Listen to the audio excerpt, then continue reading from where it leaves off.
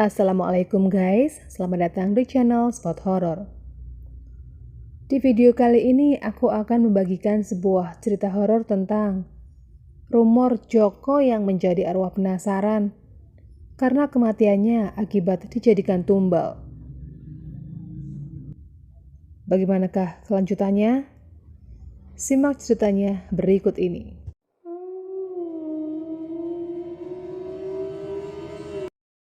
Raut wajah Bambang saat itu terlihat tidak menyenangkan. Duduk di bangku parkiran rumah sakit, Bambang tidak mengucap sepatah kata pun, meski di tempat itu dia tidak sendiri. Bambang lalu mengambil rokok yang tergeletak dan dia sulut. Setelah satu sedotan, dia terlihat agak tenang.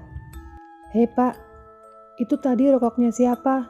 Asal ambil aja," protes Sony sempak. "Gak tahu, pokoknya aku isep aja.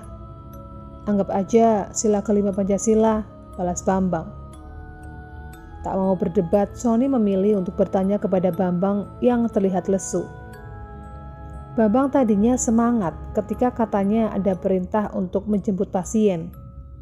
Tapi pulangnya dia malah tampak lesu. "Son, aku tadi jemput Melati, tetanggaku. Dia gantung diri di kamar. Tapi untung selamat gara-gara ditemuin bapaknya. Dan aku nganter ke rumah sakit ditemani bawa badainya Melati. Kampungku lagi gawat, Son. Dalam waktu berdekatan hampir ada 2 orang yang meninggal. Yang satu malah jadi arwah penasaran." "Loh, si Joko jadi arwah gentayangan, Pak? Jadi rumor itu ternyata si Joko?" "Iya, Son. Dia meninggalnya juga bunuh diri. Tapi rumor yang beredar, dia meninggal karena jadi tumbal. Ada yang ketemu hantunya dan arwah Joko itu minta tolong. Tapi menurutku itu bohong, Son. Orang-orang paling gak mau ikhlasin utangnya si Joko. Aku gak percaya kalau belum ketemu sendiri. Joko meninggal gantung diri di rumahnya. Rumahnya akhirnya kosong tak berpenghuni. Tidak satu pun orang berani lewat rumah Joko setelah jam 9 malam. Kampung yang sebenarnya ramai menjadi sepi semenjak kematian Joko. Beredar kabar, Joko gentayangan dan sering menakuti orang yang melewati rumahnya. Shift Bambang berakhir jam 9 malam. Namun karena keasyikan main samgong, dia pulang jam 11 setelah dimarahi istrinya. Dia pulang naik motor pelan-pelan. Sesampainya di Gapura kampung, Bambang mulai kepikiran untuk iseng. Dia ingin membuktikan kalau orang kampung itu hanya bohong tentang cerita arwah penasaran Joko. Maka Bambang membelokkan motor ke arah rumah almarhum Joko. Baru jam 11, suasana sudah sepi. Biasanya masih ada anak muda madesu yang mabuk-mabukan. Tapi sekarang warga memilih menutup pintu rumahnya rapat-rapat. Bambang jadi teringat game yang dimainkan anaknya. Kalau nggak salah namanya Resident Evil. Kediaman Joko tinggal 3 rumah lagi. Dan sejauh ini baik-baik saja. Arwah penasaran mah kecil. Jenazah aja sering kuajak ngobrol, kumam Bambang. Tiba-tiba motor Bambang mogok. Motornya tiba-tiba mendadak mati. Bambang mulai bergidik. Masa orang gentayangan bisa matiin mesin? Kok sangar? Tapi Bambang tak ambil pusing. Dorong saja, toh sudah dekat ini. Mendekati rumah Joko, Bambang melihat seseorang berdiri di depan pagar. Bambang lalu memanggil orang tersebut. "Mas, mau nagih utang Suwargi Joko ya? Besok saja, jam segini masa nagih hutang?" Orang tersebut tidak menengok ke arah Bambang. Karena gelap, Bambang pun tidak bisa melihat dengan jelas muka orang tersebut. Tapi apa yang diucapkan orang itulah yang membuat Bambang gemetaran. "Aku Joko. Pak Bambang, Tolong aku, Pak. Bambang akhirnya melihat siapa orang itu. Ternyata rumor arwah penasaran itu benar.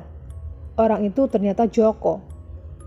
Joko mendekati Bambang perlahan, yang masih mematung karena ketakutan. Tiba-tiba saja kepala Joko putus dan belatung keluar dari leher Joko. Leher almarhum Joko memang patah sewaktu dimakamkan.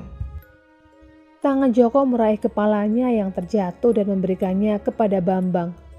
"Pak, tolong Pak, kepalaku hilang Pak." Bambang langsung mengumpat. "Cocotmu suwek, aku ora weruh ndasmu nang endi. Mbok tulung Jok, aku aja diwedeni. Jan dhewe kanca kentel. Jok, cicilanku akeh Jok." Joko langsung mundur sembari masih memegangi kepalanya. Belatung-belatung gemuk yang berpesta berjatuhan dari leher Joko. Bambang tidak menyangka bahwa uji nyali iseng malah membuat dirinya bertemu arwah penasaran tetangga. Dia langsung mendorong motornya sambil setengah berlari. 2 rumah terlewat. Tiba-tiba motornya hidup. Bambang pun langsung gaspol motornya. Tapi dia masih bisa mendengar Joko teriak kepadanya. Dan itu membuat dia bingung. Esok harinya Bambang meminta kepala desa dan kepolisian untuk mengecek kuburan Joko sekali lagi. Ternyata setelah digali, yang dikatakan Joko semalam benar. Kepala Joko hilang dan dia gentayangan untuk memberitahu orang-orang. Di ujung desa, Pak Busrowi membuka pintu. Bowo berdiri di depan pintu dan menatap tajam Busrowi. Mereka tidak membahas isu arwah penasaran, tapi mereka akan membahas sesuatu hal yang lebih penting. Bowo, tumbalnya kurang 1. Ponakanmu Melati selamat. Demikianlah cerita horor tentang Joko yang arwahnya penasaran. Karena ternyata setelah dia dimakamkan, kepalanya tidak ada. Dan dia mencoba untuk memberitahu warga. Buat kalian yang suka dengan channel ini, jangan lupa untuk menekan tombol like, subscribe, nyalakan loncengnya, tinggalkan komentar, dan share ke sosial media kalian. Sekian dulu video kali ini, ketemu lagi di video berikutnya. Assalamualaikum.